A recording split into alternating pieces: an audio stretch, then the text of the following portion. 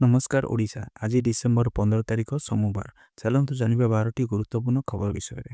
ପୁଣି କର୍ଣ୍ଣାଟକ କଳି ତିଜିରା। ଜାନୁଆରୀ 6ରେ ଶପଥ ନେବେ ଡିକେ ଶିବକୁମାର। ବ୍ରେକଫାଷ୍ଟ ବୈଠକ ପରେ ଲାଗୁଥିଲା ହାଇକମାଣ୍ଡଙ୍କ ହସ୍ତକ୍ଷେପ ପରେ କର୍ଣ୍ଣାଟକରେ ସବୁକିଛି ଠିକଠାକ୍ ଅଛି। ମାତ୍ର କିଛି ଦିନ ନ ଯାଉଣୁ ପୁଣି ପଦାରେ ପଡ଼ିଲାଣି ଡିକେ ଶିବକୁମାର ଓ ସିଦ୍ଧରମେୟଙ୍କ ମଧ୍ୟରେ ଚାଲିଥିବା କନ୍ଦଳ। ମୁଖ୍ୟମନ୍ତ୍ରୀ ଚୌକି ନେଇ ଉଭୟଙ୍କ ମଧ୍ୟରେ ଚାଲିଥିବା ଟଣାଓଟରା ପୁଣି ରାଜ୍ୟ ରାଜନୀତିକୁ ସରଗରମ କରିଛି। ସେପଟେ ମିଳିଥିବା ସୂଚନା ଅନୁସାରେ ଉଭୟ ଡିକେ ଓ ସିଦ୍ଧରମେୟା ଆଜି ମଲ୍ଲିକାର୍ଜୁନ ଖଡ଼ଗେ ଓ ସୋନିଆ ଗାନ୍ଧୀଙ୍କୁ ଭେଟିବେ। କଂଗ୍ରେସର ଭୋଟର ଚୋରି ଗାଦି ଛାଡ଼ ରାଲି ପରେ ଏହି ସାକ୍ଷାତ କାର୍ଯ୍ୟକ୍ରମ ରହିଛି। ସେପଟେ ଶନିବାର କଂଗ୍ରେସ ବିଧାୟକ ଏଚ୍.ଏ. ଇକବାଲ ହୁସେନ କହିଛନ୍ତି ଯେ କର୍ଣ୍ଣାଟକ ଉପମୁଖ୍ୟମନ୍ତ୍ରୀ ଡିକେ ଶିବକୁମାର ଜାନୁଆରୀ 6 କିମ୍ବା 9 ରାଜ୍ୟର ମୁଖ୍ୟମନ୍ତ୍ରୀ ହେବେ। ରାମନଗର ବିଧାୟକ ତଥା ଶିବକୁମାରଙ୍କ ଜଣେ ଦୃଢ଼ ସମର୍ଥକ ହୁସେନ କହିଛନ୍ତି ଯେ ଏହି ତାରିଖରେ ମୁଖ୍ୟମନ୍ତ୍ରୀ ସିଦ୍ଧରମେୟ କର୍ଣ୍ଣାଟକର ସବୁଠାରୁ ଦୀର୍ଘ ସମୟ ଧରି ମୁଖ୍ୟମନ୍ତ୍ରୀ ହେବେ ଏବଂ ସ୍ୱର୍ଗତ ଡି ଦେବରାଜ ଉର୍ସଙ୍କ ରେକର୍ଡ ଭାଙ୍ଗିବ। ଆଉ ଏହା ପରେ ଶିବକୁମାରଙ୍କ ମୁଖ୍ୟମନ୍ତ୍ରୀ ହେବାର 99% ସମ୍ଭାବନା ଅଛି। ଉତ୍ତରପ୍ରଦେଶ ବିଜେପିର ନୂଆ ସଭାପତି ଭାବେ ନିଯୁକ୍ତି ହେଲେ ପଙ୍କଜ ଚୌଧୁରୀ। ରବିବାର ଲକ୍ଷ୍ୟରେ ଦଳୀୟ କାର୍ଯ୍ୟାଳୟରେ ଆୟୋଜିତ ଏକ କାର୍ଯ୍ୟକ୍ରମରେ ତାଙ୍କ ନାମ ଆନୁଷ୍ଠାନିକ ଭାବେ ଘୋଷଣା କରାଯାଇଛି। ଏହି ଘୋଷଣା କେନ୍ଦ୍ରମନ୍ତ୍ରୀ ଏବଂ ଉତ୍ତରପ୍ରଦେଶ ନିର୍ବାଚନ ପ୍ରଭାରୀ ପୀୟୂଷ ଗୋୟଲଙ୍କ ଦ୍ୱାରା କରାଯାଇଥିଲା। କାର୍ଯ୍ୟକ୍ରମରେ ଉପସ୍ଥିତ ଥିଲେ ଉତ୍ତରପ୍ରଦେଶର ମୁଖ୍ୟମନ୍ତ୍ରୀ ଯୋଗୀ ଆଦିତ୍ୟନାଥ। ପଙ୍କଜ ଚୌଧୁରୀ ବର୍ତ୍ତମାନ କେନ୍ଦ୍ରମନ୍ତ୍ରୀ ହେବା ସହ ମହାରାଜଗଞ୍ଜ ଲୋକସଭା ମଣ୍ଡଳୀର 7 ଥର ସାଂସଦ ରହିଛନ୍ତି। ତାଙ୍କୁ ଏକ ଅଭିଜ୍ଞ ଓ ଭରସାଯୋଗ୍ୟ ନେତା ଭାବେ ଦେଖାଯାଉଛି। ବିଦାୟୀ ରାଜ୍ୟ ସଭାପତି ଚୌଧୁରୀ ଭୂପେନ୍ଦ୍ର ସିଂ ନବନିଯୁକ୍ତ ସଭାପତିଙ୍କ ଚୌଧୁରୀଙ୍କୁ ଦଳୀୟ ପତାକା ପ୍ରଦାନ କରିଥିଲେ। ଏହା ପରେ ସେ ଆନୁଷ୍ଠାନିକ ଭାବେ ନିଜ କାର୍ଯ୍ୟଭାର ଗ୍ରହଣ କରିଛନ୍ତି। ଆଗାମୀ ନିର୍ବାଚନ ପୂର୍ବରୁ ବିଜେପି ପାଇଁ ଏହି ନିଯୁକ୍ତିକୁ ଗୁରୁତ୍ୱପୂର୍ଣ୍ଣ ରାଜନୈତିକ ପଦକ୍ଷେପ ଭାବେ ଦେଖାଯାଉଛି।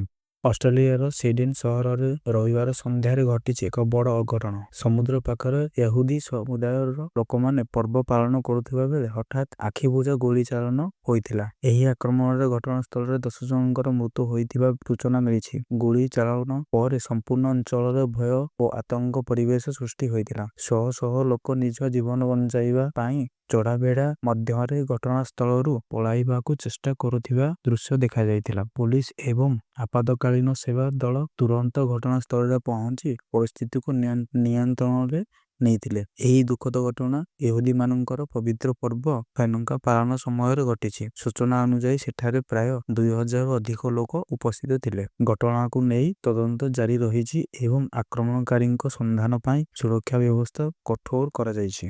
ପଶ୍ଚିମବଙ୍ଗରେ ଚାଲିଥିବା ଭୋଟର ତାଲିକାର ବିଶେଷ ସଂଶୋଧନ ଅଭିଯାନ ଅର୍ଥାତ୍ SIR ଏବେ ରାଜ୍ୟ ରାଜନୀତିରେ ଭାରି ଚର୍ଚ୍ଚା ସୃଷ୍ଟି କରିଛି। 2002 ମସିହାର ଭୋଟର ତାଲିକା ଯାଞ୍ଚ ସମୟରେ କିଛି ଆଶ୍ଚର୍ଯ୍ୟଜନକ ତଥ୍ୟ ସାମ୍ନାକୁ ଆସିଛି। ଆଭ୍ୟନ୍ତରୀଣ ଯାଞ୍ଚରେ ପ୍ରାୟ 85 ଲକ୍ଷ ଜନତାଙ୍କ ଭୋଟର କାର୍ଡରେ ଗୁରୁତ୍ୱପୂର୍ଣ୍ଣ ତ୍ରୁଟି ଥିବା ଚିହ୍ନଟ ହୋଇଛି। ଏହି ଖୁଲାସା ନିର୍ବାଚନ ଆୟୋଗ ଭାରତଙ୍କ ଆଭ୍ୟନ୍ତରୀଣ ଯାଞ୍ଚ ପରେ ହୋଇଛି। ଲକ୍ଷ ଲକ୍ଷ ଭୋଟରଙ୍କ ପାରିବାରିକ ବିବରଣୀ ବିଶେଷ କରି ବାପା ମା ଓ ଜେଜେବାପାଙ୍କ ସମ୍ପର୍କିତ ତଥ୍ୟରେ ଗମ୍ଭୀର ଭୁଲ ଦେଖାଯାଇଛି। କେତେକ ମାମଲାରେ ଏକ ପରିବାର ତଥ୍ୟ ଭିନ୍ନ ଭିନ୍ନ ଭୋଟର କାର୍ଡରେ ଭୁଲ ହୋଇଥିବା ନଜରକୁ ଆସିଛି, ଯାହା ନିର୍ବାଚନ ପ୍ରକ୍ରିୟାର ବିଶ୍ୱସନୀୟତା ଉପରେ ଗଭୀର ପ୍ରଶ୍ନ ଉଠାଉଛି। ଏହି ତ୍ରୁଟି ସୁଧାରିବା ପାଇଁ ନିର୍ବାଚନ ଆୟୋଗ ପକ୍ଷରୁ ପୁନର୍ଯାଞ୍ଚ ଓ ସଂଶୋଧନ ପ୍ରକ୍ରିୟାକୁ ତେଜ କରିବା ସମ୍ଭାବନା ରହିଛି। ଆଗାମୀ ନିର୍ବାଚନ ପୂର୍ବରୁ ଏହା କେତେ ଶୀଘ୍ର ସମାଧାନ ହେଉଛି ଏଥିପାଇଁ ସମସ୍ତଙ୍କ ନଜର ରହିଛି।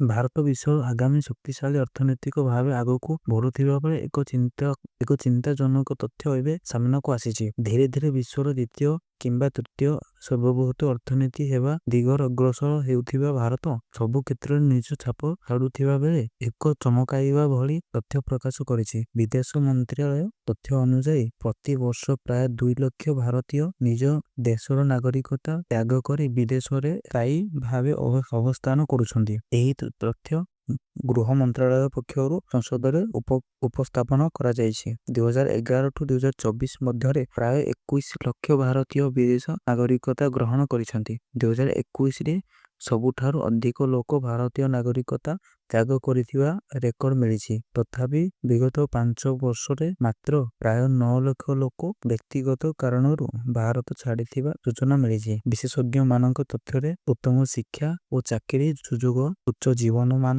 କର ବ୍ୟବସ୍ଥା ଓ ସାମାଜିକ ସୁରକ୍ଷା, ସ୍ୱାସ୍ଥ୍ୟ, ବସବାସ ଓ ନାଗରିକତା ସୁବିଧା ଏହି ସବୁ କାରଣ ଯୋଗୁଁ ଲୋକେ ବିଦେଶ ନାଗରିକତା ଗ୍ରହଣ କରିଛନ୍ତି। ତେବେ ପ୍ରଶ୍ନ ଉଠୁଛି, ଭାରତ ଆର୍ଥିକ ଭାବେ ଆଗକୁ ବଢୁଥିବା ସତ୍ତ୍ୱେ ନାଗରିକମାନେ କାହିଁକି ଦେଶ ଛାଡୁଛନ୍ତି? ଏହା କି ସୁଯୋଗର ଅସନ୍ତୋଷ? ଦୀର୍ଘ 14 ବର୍ଷ ପରେ ଆର୍ଜେଣ୍ଟିନା ପ୍ରସିଦ୍ଧ ଫୁଟବଲ ସୁପରଷ୍ଟାର ଲିଓନ ମେସି 3 ଦିନିଆ ଭାରତ ଗସ୍ତରେ ପହଞ୍ଚିଛନ୍ତି। ତାଙ୍କ ଭାରତ ଯାତ୍ରା ଆରମ୍ଭ ହୋଇଥିଲା ସିଟି ଅଫ୍ ଜୟ ବୋଲି ପରିଚିତ କୋଲକାତା ସହରରୁ। ମେସି ମିଳିତ ଜାତିସଂଘ ଶିଶୁ ପାଣ୍ଠି ୟୁନିସେଫର ବ୍ରାଣ୍ଡ ଆମ୍ବାସିଡର ଥିଲାବେଳେ ବର୍ତ୍ତମାନ ଗୋ ଟୁ ଇଣ୍ଡିଆ ଟୁର ପରିଚାଳନା କରୁଛନ୍ତି। ଭାରତ ଆଗମନ ସମୟରେ ମେସି ସଲ୍ଟଲେକ୍ ଷ୍ଟାଡିୟମ ପରିଦର୍ଶନ କରିଥିଲେ। ଏଠାରେ ହଜାର ହଜାର ପ୍ରଶଂସକ ସକାଳରୁ ଫୁଟବଲ ଜଗତର ଏହି ସୁପରଷ୍ଟାରଙ୍କ ଏକ ଝଲକ ପାଇଁ ଅପେକ୍ଷା କରିଥିଲେ। କିନ୍ତୁ ଅତ୍ୟଧିକ ଭିଡ଼ ଓ ଉତ୍ସାହ ମଧ୍ୟରେ ଷ୍ଟାଡିୟମରେ ହଠାତ୍ ଆରମ୍ଭ ହୋଇଥିଲା ବଡ଼ ହଙ୍ଗାମା। କିଛି ପ୍ରଶଂସକ ଚେୟାର ଭାଙ୍ଗି ଦେଇଥିବା ସହ ବୋତଲ ଫିଙ୍ଗିଥିବା ଦୃଶ୍ୟ ଦେଖିବାକୁ ମିଳିଛି। ହଙ୍ଗାମା ପରେ ସୁରକ୍ଷାକର୍ମୀ ଏବଂ ପୋଲିସ ପରିସ୍ଥିତିକୁ ନିୟନ୍ତ୍ରଣରେ ଆଣିଥିଲେ। ଏହି ଘଟଣାରେ କେହି ଗୁରୁତର ଆହତ ହୋଇନଥିବା ସୂଚନା ମିଳିଛି। ତେବେ ସୁରକ୍ଷା ବ୍ୟବସ୍ଥାକୁ ନେଇ ପ୍ରଶ୍ନ ଉଠିଛି। ମେସିଙ୍କ ଭାରତ ଆଗମନକୁ ନେଇ ଦେଶବ୍ୟାପୀ ଉତ୍ସାହ ଥିବାବେଳେ ଏଭଳି ହଙ୍ଗାମା ପ୍ରଶଂସକ ସଂସ୍କୃତିକୁ ନେଇ ଆଲୋଚନା ସୃଷ୍ଟି କରିଛି। ପେନସନ ନିବେଶକୁ ନେଇ ସରକାରଙ୍କ ପକ୍ଷରୁ ଆସିଛି ଏକ ବଡ଼ ଗୁରୁତ୍ୱପୂର୍ଣ୍ଣ ଅପଡେଟ୍। ଦେଶର ପେନସନ ନିୟାମକ ସଂସ୍ଥା PAFRDA ସରକାରୀ କର୍ମଚାରୀଙ୍କ ପେନସନ ଯୋଜନା ପାଇଁ ନିବେଶ ନିୟମରେ ବଡ଼ ପରିବର୍ତ୍ତନ କରିଛି। ନୂଆ ଗାଇଡଲାଇନଗୁଡ଼ିକୁ ତୁରନ୍ତ ଲାଗୁ କରାଯାଇଛି। PFRDA ପକ୍ଷରୁ ପୂର୍ବରୁ ଜାରି ହୋଇଥିବା ସମସ୍ତ ନିର୍ଦ୍ଦେଶାବଳୀକୁ ଏବଂ ଗୋଟିଏ ମାଷ୍ଟର ସର୍କୁଲାର ଭିତରେ ସମ୍ମିଳିତ କରାଯାଇଛି, ଯାହା ନିବେଶ ପ୍ରକ୍ରିୟାକୁ ଅଧିକ ସରଳ ଓ ସ୍ପର୍ଶ କରିବ। ନୂଆ ନିୟମର ମୁଖ୍ୟ ଉଦ୍ଦେଶ୍ୟ କର୍ମଚାରୀଙ୍କ ଅବସରକାଳୀନ ସଞ୍ଚୟକୁ ଅଧିକ ସୁରକ୍ଷିତ କରିବା, ପେନସନ ନିବେଶ ପ୍ରକ୍ରିୟାକୁ ସ୍ୱଚ୍ଛ ଓ ନିର୍ଭରଯୋଗ୍ୟ କରିବା। ଏହା ଅଧୀନରେ ସରକାରୀ କର୍ମଚାରୀମାନେ ଜାତୀୟ ପେନସନ ବ୍ୟବସ୍ଥାରେ ପଞ୍ଜୀକୃତ ରହିବେ, ଯେତେବେଳେ ସାଧାରଣ ନାଗରିକମାନେ ଅଟଳ ପେନସନ ଯୋଜନା ମଧ୍ୟରେ ପେନସନ ସଞ୍ଚୟ କରିପାରିବେ। PFRDA ସ୍ପର୍ଶ କରିଛି ଯେ ନୂଆ ନିର୍ଦ୍ଦେଶାବଳୀ ଦ୍ୱାରା ପେନସନ ପାଣ୍ଠି କେଉଁଠି ଏବଂ କେତେ ପରିମାଣରେ ନିବେଶ କରାଯାଉଛି ସେଥିରେ ସମ୍ପୂର୍ଣ୍ଣ ପାରଦର୍ଶିତା ରହିବ। ଏହା ଏକ ସରକାରୀ ପେନସନ ବ୍ୟବସ୍ଥା ହେଉଥିବାରୁ ନିବେଶର ବିପଦ କମ୍, ରିଟର୍ଣ୍ଣ ଅଧିକ ସ୍ଥିର, ଦୀର୍ଘମେୟାଦୀ ସୁରକ୍ଷା ସୁନିଶ୍ଚିତ। ନୂଆ ପେନସନ ନିୟମ ସରକାରୀ କର୍ମଚାରୀ ଓ ସାଧାରଣ ନାଗରିକ ଦୁହେଁଙ୍କ ପାଇଁ ଲାଭଦାୟକ। ଅବସର ପରେ ନିଶ୍ଚିତ ଜୀବନ ପାଇଁ ଏହାକୁ ଏକ ଗୁରୁତ୍ୱପୂର୍ଣ୍ଣ ପଦକ୍ଷେପ ଭାବେ ଦେଖାଯାଉଛି। ଧର୍ମଗଡ଼ରେ ଖରିଫ ଧାନ କିଣା ପ୍ରହସନ, ଖୋଲା ଆକାଶ ତଳେ ହଜାର ହଜାର ଧାନ ବସ୍ତା। ଖରିଫ ଧାନ କିଣା ପାଇଁ କଳାହାଣ୍ଡିରେ ଜିଲ୍ଲା ପ୍ରଶାସନ ପକ୍ଷରୁ ଗତ ନଭେମ୍ବର 29ରେ ମଣ୍ଡି ଖୋଲାଯାଇଥିଲା। କିନ୍ତୁ ଦୀର୍ଘ ଦିନ ବିତି ଯାଇଥିଲେ ମଧ୍ୟ ବହୁ ଚାଷୀଙ୍କ ପାଖକୁ ଟୋକନ ଆସିନାହିଁ କି ଧାନ କିଣା ହୋଇନାହିଁ। ଫଳରେ ଖଳାରେ ହଜାର ହଜାର ବସ୍ତା ଧାନ ପଡ଼ି ରହିଛି। ଚାଷୀ ନିଜ କଷ୍ଟ ଉପାର୍ଜିତ ଫସଲକୁ ମଣ୍ଡିରେ ବିକ୍ରି ଆଶା ନେଇ ରାତିର ହାଡ଼ଭଙ୍ଗା ଶୀତରେ ଅପେକ୍ଷା କରିଛନ୍ତି। ଅନ୍ୟପଟେ ଧାନ କ୍ରୟ ଅବ୍ୟବସ୍ଥା ନେଇ ଚାଷୀ ସଂଗଠନ ମୁଖ୍ୟମନ୍ତ୍ରୀଙ୍କ ଉଦ୍ଦେଶ୍ୟରେ ଦାବିପତ୍ର ଦେବା ସହିତ ମଣ୍ଡି ସ୍ୱାଭାବିକ ନହେଲେ ଆନ୍ଦୋଳନ ଚେତାବନୀ ଦେଇଛନ୍ତି। ପାଚିଲା ଧାନ ବିଲରେ ଲାଗିଲା ନିଆଁ ଲିଭାଇବାକୁ ଯାଇ ଚାଷୀ ଗଲେ ଜଳି। ଧାନ ବିଲରେ ଲାଗିଥିବା ନିଆଁ ଲିଭାଇବାକୁ ଯାଇ ଜଳିଗଲେ ଚାଷୀ। ପୁରୀ ଜିଲ୍ଲା ପିପିଲି ସୁନାମୁହିଁ ଗାଁରେ ଘଟିଛି ଏଭଳି ଦୁଃଖଦ ଘଟଣା। ତେବେ ବିଲ ମଝିରେ ପଡ଼ିଛି ଜଳି ଯାଇଥିବା ଚାଷୀଙ୍କର ମୃତଦେହ। ଏହି ଖବର ପାଇ ସୁନାମୁହିଁ ଗାଁରେ ପହଞ୍ଚିଛି ପୋଲିସ। ଅଘଟଣ ଘଟିଥିବା ଜମିରେ ପହଞ୍ଚି ତଦନ୍ତ କରୁଛନ୍ତି ପିପିଲି ଥାନା ଅଧିକାରୀ। ଧାନ ବିଲରେ ଲାଗିଥିବା ନିଆଁକୁ ଲିଭାଇବାକୁ ଯାଇ ଚାଷୀଙ୍କ ମୃତ୍ୟୁ ହୋଇଥିବା ଅନୁମାନ କରାଯାଉଛି। ମାଲକାନଗିରିରେ ପୁଣି 36 ଘଣ୍ଟା ବଢ଼ିଲା ଇଣ୍ଟରନେଟ୍ କଟକଣା। ମାଲକାନଗିରି ଜିଲ୍ଲାରେ ପ୍ରଶାସନ ସୋସିଆଲ ମିଡିଆ ଦ୍ୱାରା ହିଂସା ବ୍ୟାପିବାର ଆଶାକୁ ଦୃଷ୍ଟିରେ ରଖି ଇଣ୍ଟରନେଟ୍ ବ୍ୟାନକୁ ପୁଣି 36 ଘଣ୍ଟା ପାଇଁ ବୃଦ୍ଧି କରିଛନ୍ତି, ଯାହାଦ୍ୱାରା ଡିସେମ୍ବର 15 ତାରିଖ ଦିନ 12ଟା ପର୍ଯ୍ୟନ୍ତ ଏହି କଟକଣା ବଳବତ୍ତର ରହିବ। ଏହି କଟକଣା ଦ୍ୱାରା ହ୍ୱାଟ୍ସଆପ୍, ଫେସବୁକ୍ ଏବଂ ଏକ୍ସ ଭଳି ପ୍ଲାଟଫର୍ମ ଗୁଡ଼ିକ ଅଚଳ ରହିବ। ଜିଲ୍ଲାର ସମ୍ବେଦନଶୀଳ ଆଇନ ଶୃଙ୍ଖଳା ପରିସ୍ଥିତି ଯୋଗୁଁ ଏହି କଟକଣାକୁ ଦୀର୍ଘ ସମୟ ପର୍ଯ୍ୟନ୍ତ ଜାରି ରଖା